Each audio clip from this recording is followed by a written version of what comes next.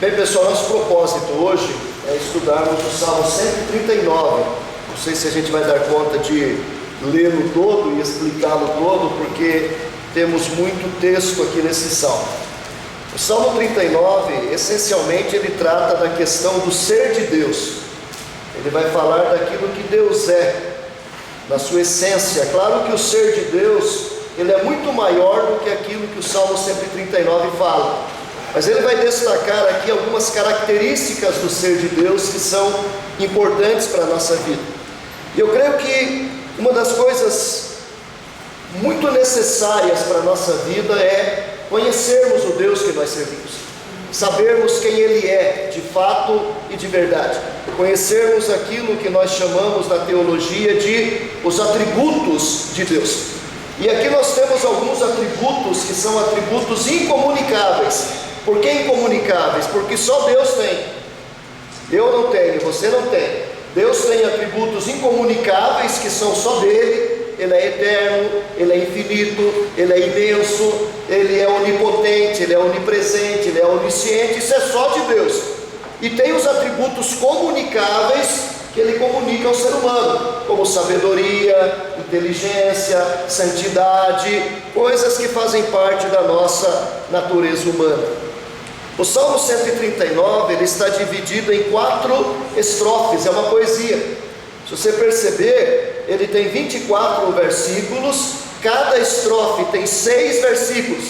Se você perceber na sua Bíblia, todas as estrofes começam com a primeira letrinha, e a primeira letrinha parece em negrito. Então, Senhor começa com o S em negrito.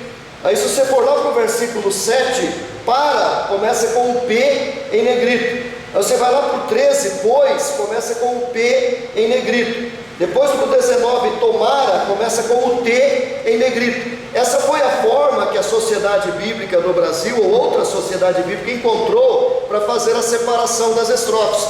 E cada estrofe trata de um dos atributos de Deus. Então nós vamos ver esses atributos começando do 1 ao 6. O texto diz: Senhor, Tu me sondas e me conheces, sabes quando me assento e quando me levanto, de longe penetras os meus pensamentos, esquadrinhas o meu andar e o meu deitar, e conheces todos os meus caminhos. Ainda a palavra me não chegou à língua, e Tu, Senhor, já a conheces toda. Tu me cercas por trás e por diante, e sobre mim pões a mão. Tal conhecimento é maravilhoso demais para mim, é sobremodo elevado, não o posso atingir. Então nós temos aqui a primeira estrofe do Salmo 139. Então, pensando na questão do ser de Deus, nós vamos descobrir que a primeira estrofe do Salmo 139 trata da onisciência de Deus. Onisciente é aquele que sabe todas as coisas. O salmista começa o texto dizendo: Senhor, Tu me sondas. Esta expressão significa esquadrinha, disseca. A ideia é de que Deus, Ele nos conhece profundamente, como cientista que pega alguma coisa que ele vai examinar, coloca ali na bancada, abre aquele animal, seja aí uma rã, um sapo, um rato, alguma coisa, e ele abre ali com o seu bisturi, e ele vai dissecando parte por parte daquele animal. A ideia que o salmista está nos dando é exatamente essa: Deus, Ele esquadrinha o meu ser. O conhecimento de Deus não é apenas um conhecimento superficial, mas ele é profundo, ele penetra até as entranhas mais profundas do nosso ser. E assim o salmista vai nos ensinar que Deus conhece de forma absoluta, profunda e perfeita. Ele conhece todas as coisas, em todos os lugares deste grande universo. Mas para tratar do conhecimento de Deus, o salmista não vai falar do conhecimento de Deus da física, da quântica, da matemática. Não, ele vai falar do conhecimento dele. Ele vai tratar da onisciência de Deus, tratando da vida dele. E então ele começa o salmo mostrando que Deus conhece. Em primeiro lugar, Deus conhece a nossa vida. Deus conhece a nossa vida, e Ele vai descrever aí 3 áreas da nossa vida que Deus conhece. Ele conhece a nossa vida privada, a nossa vida pública e a nossa vida íntima. Ele diz nos versículos 2 e 3: sabes quando me assento, esquadrinhas o meu deitar. Deus conhece a minha vida privada. A minha vida privada é aquilo que acontece no recôndito do meu quarto, aquilo que acontece entre eu e minha esposa. É uma vida muito pessoal, por isso é privado. Mas a Bíblia diz que Deus sabe quando eu me assento. A ideia do me assento é o momento em que eu me recolho para dentro da minha casa. Ele esquadrinha o meu deitar, é o momento em que eu vou para o meu quarto e ali eu me deito, ou com a minha esposa, ou se você for solteiro, sozinho. Quem é que conhece a sua vida privada? Ninguém conhece a minha vida privada, e eu não conheço a vida privada de vocês. Se é privada, é uma coisa somente nossa. Meus filhos não conhecem minha vida privada. Aquilo que acontece dentro do meu quarto é algo que faz parte da minha relação com a minha esposa. Aquilo que acontece no quarto de alguém que é solteiro é algo dele com ele mesmo. Mas a Bíblia diz que Deus conhece a nossa vida privada. Ele sabe quando eu me recolho dentro da minha casa. Ele sabe quando eu me deito. Ele esquadrinha o meu deitar, disseca o meu deitar. Então o conhecimento de Deus, em primeiro lugar, ele alcança a nossa vida privada. Isso é tremendo, porque muitas das coisas erradas que nós cometemos na nossa vida, nós cometemos na nossa vida privada. Aqui eu estou longe da minha esposa, aqui eu estou longe do meu marido, aqui eu estou escondido dos meus filhos, aqui o meu chefe não está vendo, aqui eu estou longe da sociedade, do pastor, da igreja. Eu tranco a porta, fecho as janelas, fecho a cortina, e aqui agora eu acho que eu posso fazer qualquer coisa, que agora ninguém está me vendo. E de fato ninguém, com exceção de Deus, porque Deus sabe o que eu faço no privado da minha vida. E eu pergunto: a quem nós servimos? Eu não sirvo a minha esposa, nem meus filhos, nem meu chefe, nem meu diretor. Eu sirvo a Deus.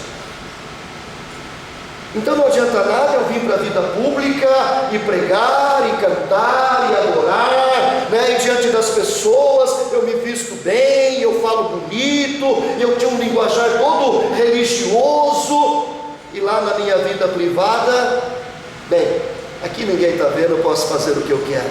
Engano, porque a pessoa mais importante a quem eu terei que prestar contas no dia do juízo, ele sabe quando eu me assento.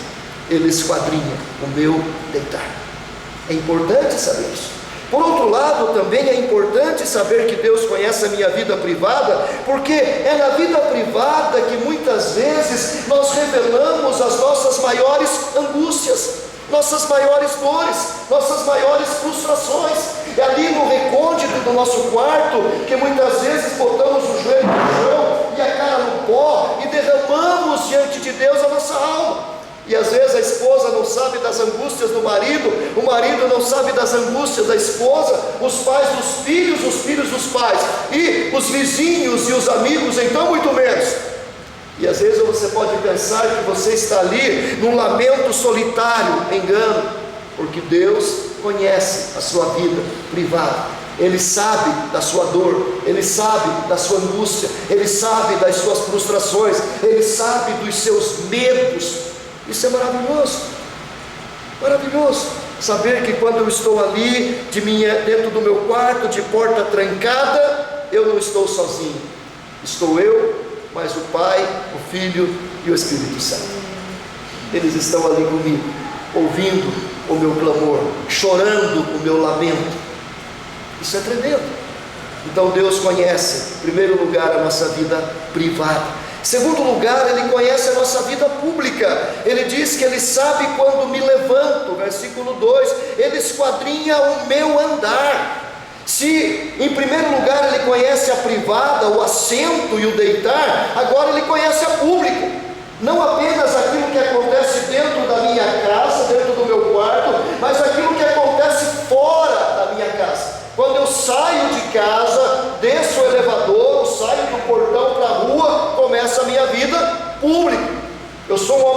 público, vocês são pessoas públicas, e nós estamos na escola, na universidade, no trabalho, no trânsito, no supermercado, no açougue, na padaria, no shopping center. A nossa vida é pública, e Deus conhece, Ele sabe, Ele acompanha, Ele vai conosco.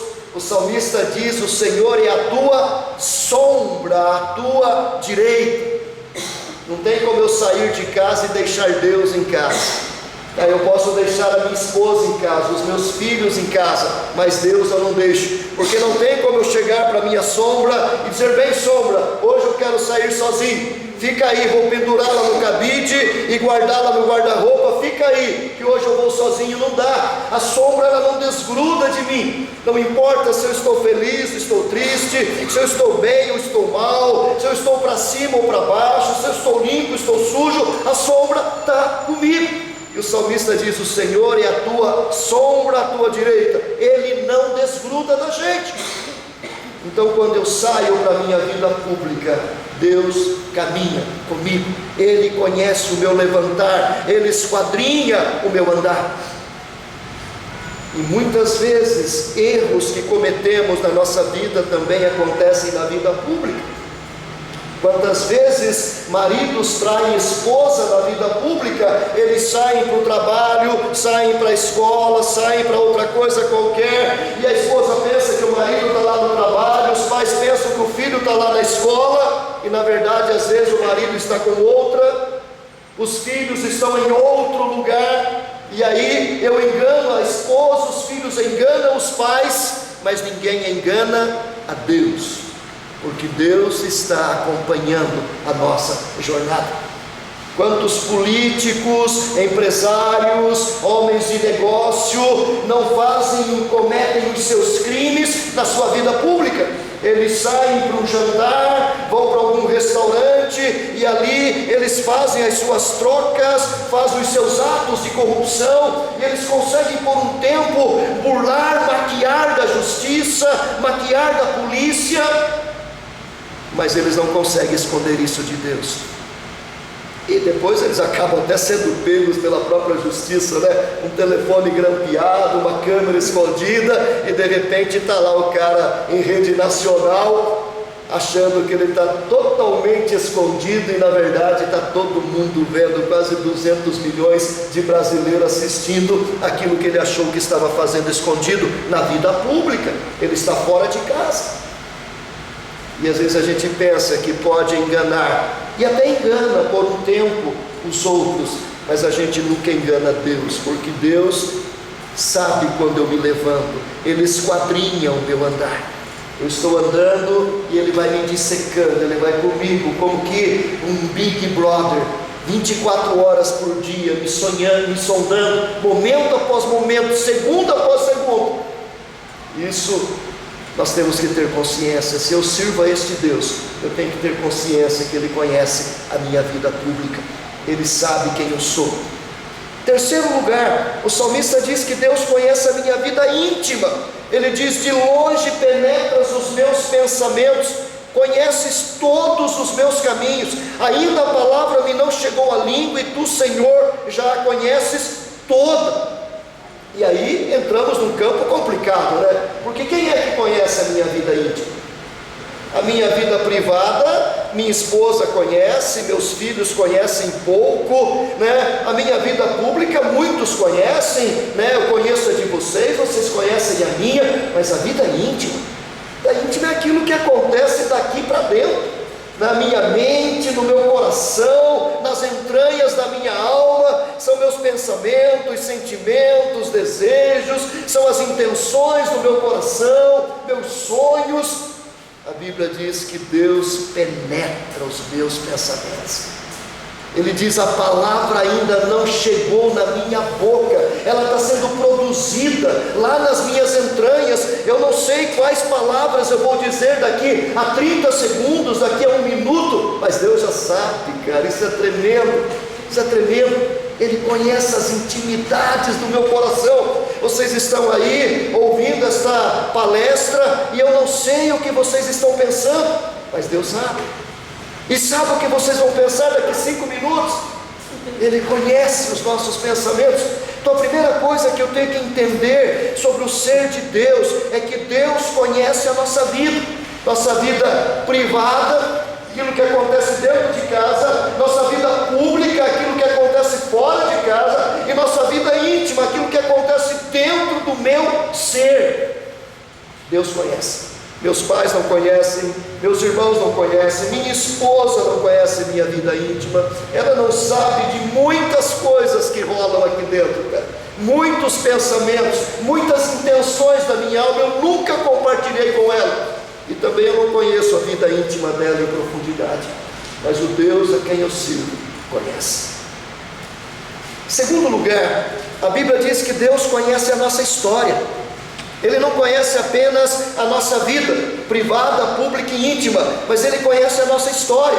Ele diz, o texto nos diz que Ele cerca por trás e por diante, e sobre mim pões a mão. E aqui nós temos 3 áreas da nossa história.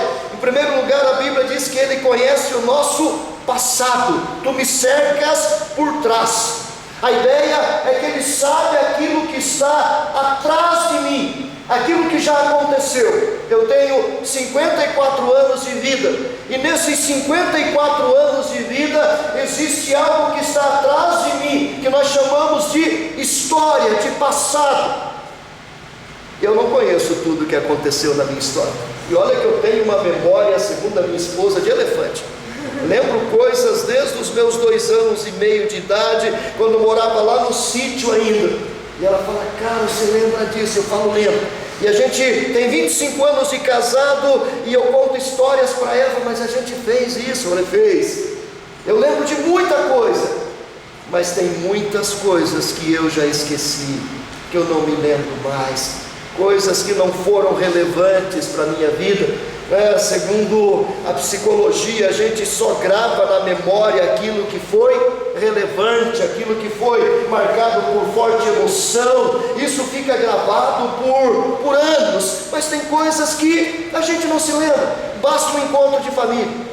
Faz um encontro de família, Natal, se encontram lá os primos, os tios, os parentes. Aí um começa a conversar com o outro e diz, lembra daquele dia?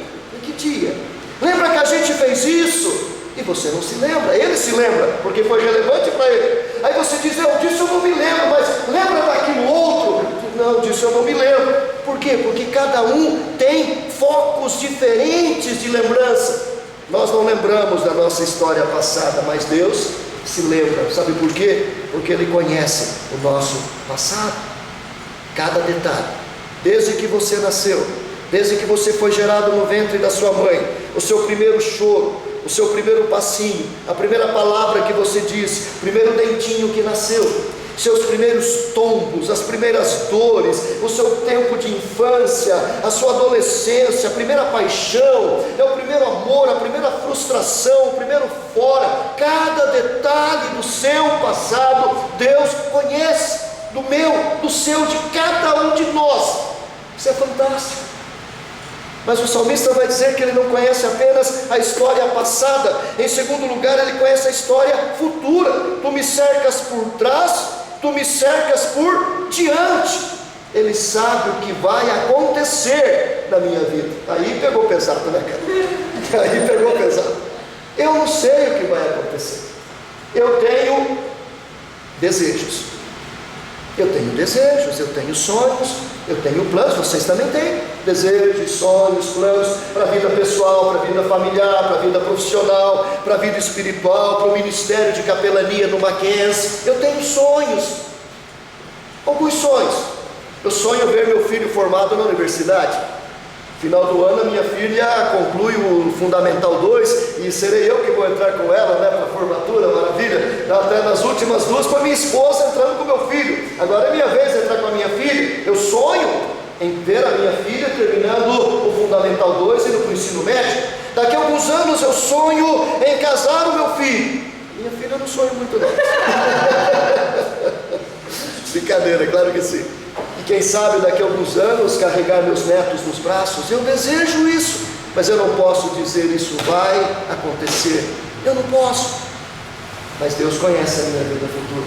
Ele sabe o que vai acontecer. Você vê alguma carteira aqui? Você vai falar carteira? Ele sabe o que vai acontecer na sua vida futura, o que vai acontecer nas próximas horas, nos próximos dias, semanas, meses e anos. Deus nos cerca por diante. Ele sabe o que acontece na nossa vida, sabe o que já aconteceu e sabe o que vai acontecer, mesmo porque foi Ele que escreveu essa história, cada detalhe. E por fim o salmista diz que Deus conhece a nossa história presente. Ele diz: e sobre mim pões a sua mão. Ele sabe o que já aconteceu, Ele sabe o que vai acontecer, e Ele sabe o que está acontecendo agora, na sua vida agora, na sua vida como homem, como mulher, no seu casamento, no seu trabalho, nas frustrações do seu dia a dia. Deus sabe o que está rolando na sua vida agora, e a Bíblia diz que Ele não apenas conhece a sua vida presente, mas Ele põe a sua mão sobre a sua vida presente. E a ideia de pôr a mão é a ideia de nos abençoar. Quando você lê a história dos grandes homens e mulheres de Deus no Velho Testamento, sempre que estes personagens prosperavam, progrediam, era resultado da mão de Deus. A mão de Deus estava sobre Davi, a mão de Deus estava sobre José. Então a ideia de que Deus conhece o nosso passado, Deus conhece o nosso futuro, mas Deus só age no nosso presente. Deus não age no passado, que passou, não importa mais se foi bom ou ruim, ficou no passado. Deus não age no nosso futuro, o que está no futuro pode acontecer ou não. Deus age hoje, agora, já. Isso é maravilhoso. É no presente que Ele põe a sua mão.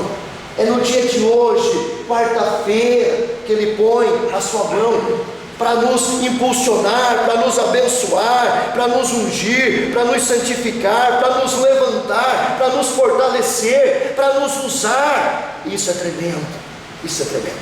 Max Lucado, um grande escritor que eu amo de paixão, ele tem uma frase muito interessante. Ele diz assim: o ontem não existe mais, o amanhã não existe ainda, você só tem o hoje. E é hoje que Deus age. Isso é tremendo. É hoje que Deus age. É hoje que as coisas acontecem. Por isso o salmista diz: se hoje ouvirdes a sua voz, não endureçais o vosso coração como em Meribá, como no dia de Massá no deserto.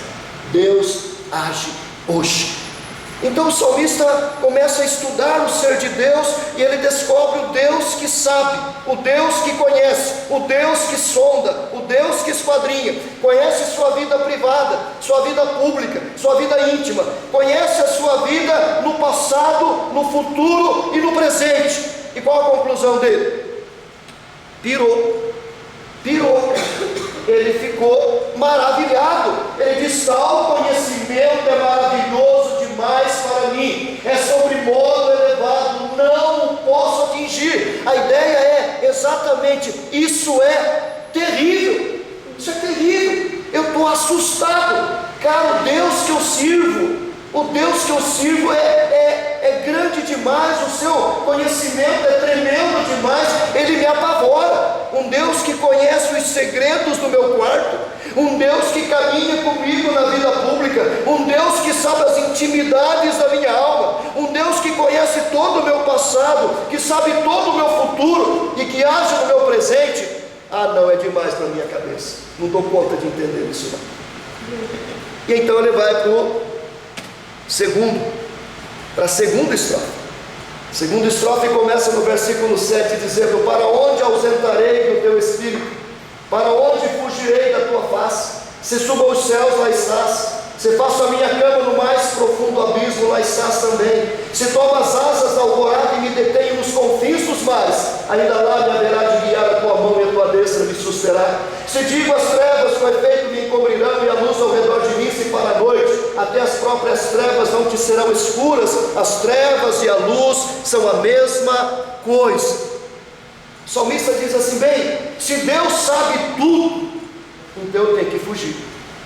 Eu tenho que fugir. eu tenho que desaparecer, eu tenho que me esconder. Ele não pode me ver, ele não pode me achar, porque se ele conhece a minha vida privada, pública, íntima, passada, futura, presente, eu tenho que dar um jeito de sumir. E então ele parte para a sua segunda estrofe, e ele vai descobrir que o Deus onisciente é também o Deus onipresente, o Deus que está presente em todo lugar. Ele diz: para onde fugir da presença de Deus? Para onde fugir do teu espírito, da tua face? A presença de Deus está em todos os lugares da criação, não há nenhum local de esconderijo. E aí o salmista começa a traçar as suas rotas de fuga, né? Vamos lá. E a primeira coisa que a gente aprende é que é impossível fugir da presença de Deus. Ele vai dizer: Deus está no lugar mais elevado. Se subo aos céus, lá estás. Vou fugir, primeira rota de fuga, vou para o céu, pego um foguete, sou milhões e milhões de anos-luz, e quando eu chego lá, ei, estou aqui te esperando. O salmista fica doido, né? Fala: então vou para o mais profundo abismo. E ele diz, né? Se subo aos céus, lá estás. Se faço a minha cama no mais profundo abismo, lá estás também. Ele diz: gente, eu cheguei lá no infinito, lá no céu, e encontrei Deus. E então eu voltei para o abismo mais profundo, e lá Deus está também. Eu amo também, porque Ele está lá em cima, e Ele está ao mesmo momento lá embaixo. Pode pegar a nave mais rápida que você encontrar, viajando a milhões de anos-luz por segundo, e você vai chegar lá em cima, está Deus. Você vai voltar a milhões de anos-luz, lá embaixo está Deus. E ele fala assim: está difícil fugir desse Deus. Vamos para uma terceira. Ele diz: eu vou para o lugar mais distante da terra. Se tomo as asas da alvorada e me detenho nos confins dos mares, ainda lá me haverá de guiar a tua mão, e a tua destra me susterá. Tentou vertical, né? Para cima, encontrou Deus. Para baixo, encontrou Deus. Então eu vou sair pela lateral, vou sair aqui pela horizontal, e eu vou para o lugar mais distante da terra. Pensem que naquela época a ideia da terra era, ainda a terra era o centro de tudo, era uma mesa quadrada, né? Onde lá no fim acabava e você caía num eterno precipício. E o salmista diz: eu vou lá onde o sol toca a terra. E ele chega lá, encontra Deus. Aí ele diz assim: bem, já que lá no alto está Deus, lá no fundo está Deus, lá no distante está Deus, eu vou para a escuridão. Ele diz: se eu digo as trevas com efeito me encobrirão, e a luz ao redor de mim se fará a noite, ele descobre até as próprias trevas não serão escuras, porque para Deus trevas e luz são a mesma coisa. Cara, não tem como fugir da presença de Deus. É impossível fugir da presença de Deus.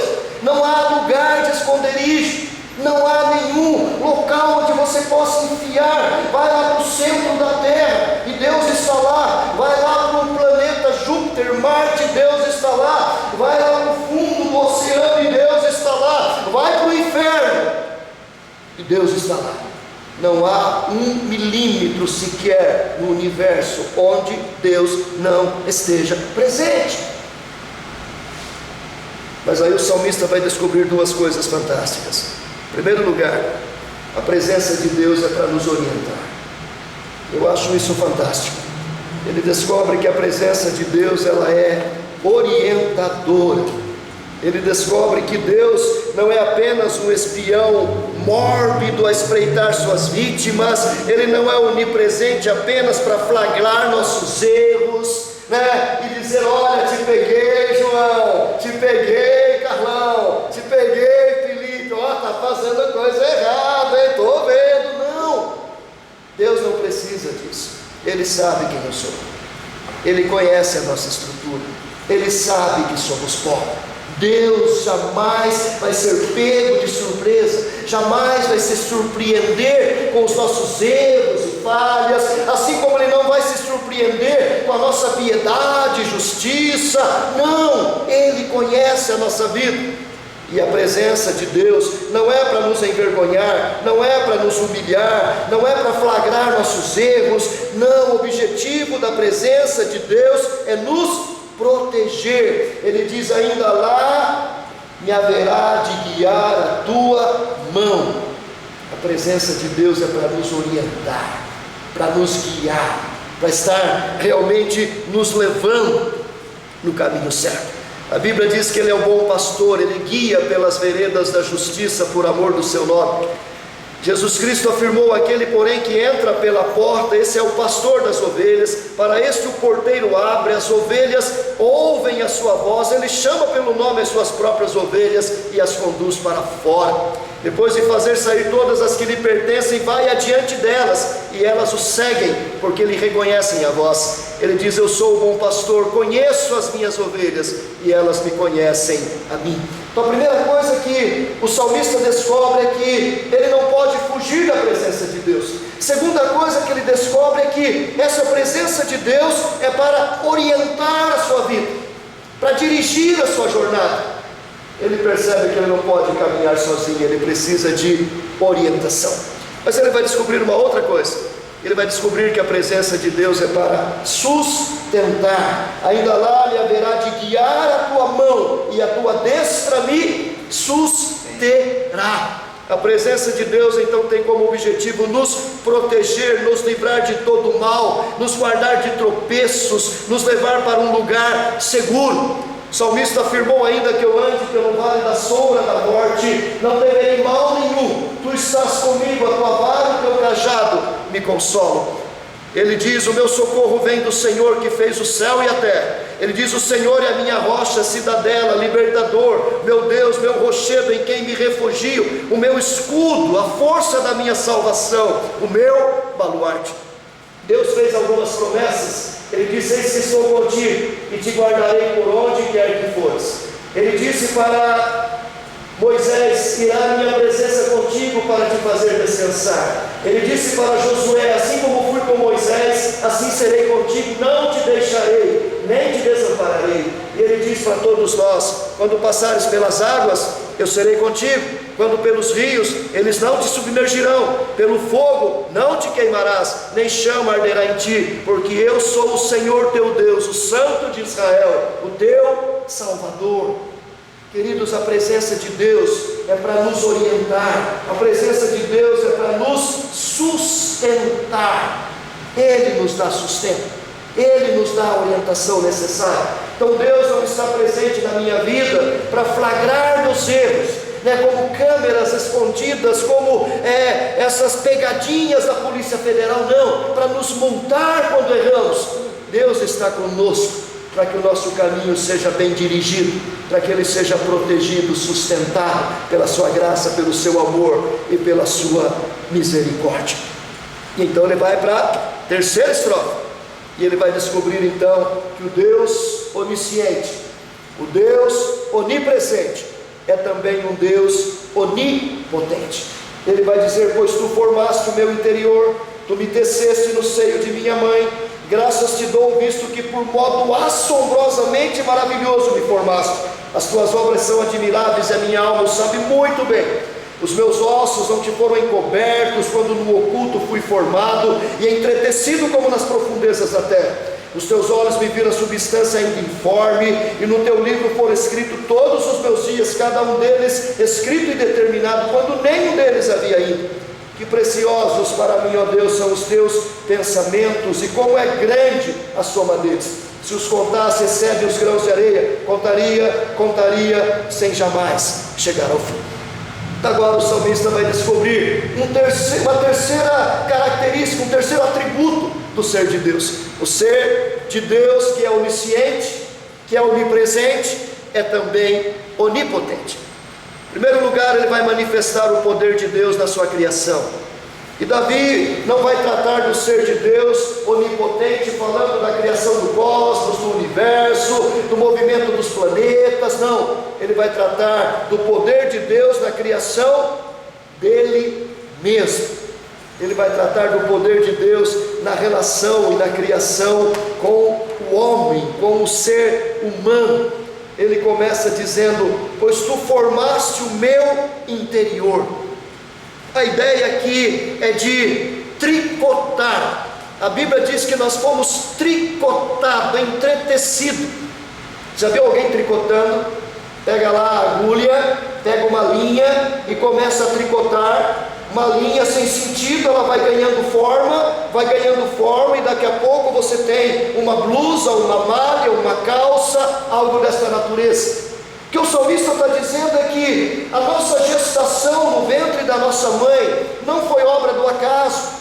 A gestação de uma criança no ventre da mãe não é simplesmente força de leis da química e da biologia, quando o óvulo é fecundado por um espermatozoide e de forma milagrosa ele se transforma num ser. Não, o salmista está dizendo: eu fui formado pelas mãos de Deus. Você pega lá o ser humano, que é formado a partir de uma célula, quando da união do óvulo com o espermatozoide, esta célula é igual a um zigoto. Esse zigoto vai se multiplicando e no ser humano ele chega, segundo pesquisas atuais, a 100 trilhões de células.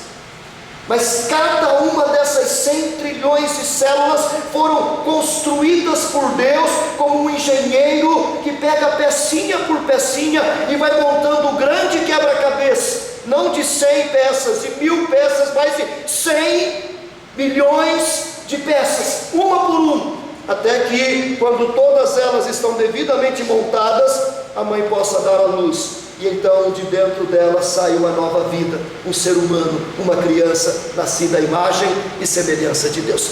E eu gosto de fazer alguns cálculos. Cada célula do ser humano contém suas informações genéticas, como cor dos olhos, do cabelo, da pele, altura, QI, etc. Cada célula produz, segundo as informações do genoma humano que foi construído nas décadas passadas, uma fita de informações de 1,5 metro. Se todas as informações de cada célula fossem multiplicadas, teríamos a cifra de 150 trilhões de metros. Isso equivale a 150 bilhões de quilômetros. A circunferência da Terra é de 13 mil quilômetros. Ou seja, com nossa fita de informações genéticas, poderíamos dar 11.538.462 voltas na Terra, com a informação genética de apenas um ser humano. E todas estas informações genéticas foram devidamente feitas pelos dedos de Deus, meticulosamente formadas dentro do ser humano. E ainda tem gente que acredita em evolução. Acredita em explosão cósmica, que uma microcélula explodiu e nessa explosão nasceram seres maravilhosos como eu e você. Cara, tem que ter muita fé para acreditar nisso. O salmista então vai dizer que Deus é onipotente porque Ele nos criou. Eu não sou fruto do acaso, eu não sou fruto de evolução, não foi uma ameba que se desenvolveu em bilhões e bilhões de anos e gerou Carlos e João, não. Eu e você somos criados por Deus. Ele nos formou do pó da terra, Ele nos deu cada detalhe, Ele formou cada membro do nosso corpo como um engenheiro sábio, meticuloso. Isso é maravilhoso. Mas em segundo lugar, o salmista vai dizer que Deus é onipotente e Ele manifesta o seu poder na provisão. Ele não apenas é o autor da criação, mas Ele é o autor da provisão. Se Ele criou, essa criação precisa sobreviver. E quem é que vai dar provisão, sustento para essa criação? O salmista diz que é Deus. Ele diz: os teus olhos me viram a substância ainda informe, no teu livro foram escritos todos os meus dias, cada um deles escritos e determinados quando nenhum deles havia ainda. Ou seja, Deus tem todos os nossos dias devidamente determinados. Todos os recursos para a nossa vida foram manifestados por Deus. Cada detalhe da nossa vida é cuidada por Deus. A palavra de Deus nos diz que todos os fios de cabelos da nossa cabeça estão devidamente contados. A Bíblia diz que Deus